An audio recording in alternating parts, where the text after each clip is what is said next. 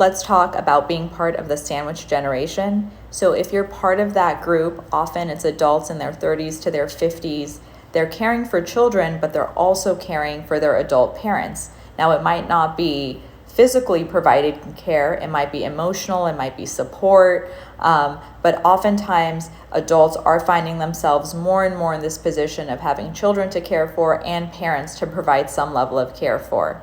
Well, what can be really important in these settings, because burnout can be so high, is really knowing what your particular triggers are with each of the people who you're providing care for. Your triggers when you're providing care for your kids might be very different than the triggers when you're talking to your parents. And oftentimes, if you're finding yourself switching, I'm doing something that relates to caring for my kids, and now I have to get on the phone and coordinate something for my parents, it can feel really overwhelming. So just taking the space to take a pause, take a breath, remind yourselves, what are some of the challenges I tend to have? What should I know about myself?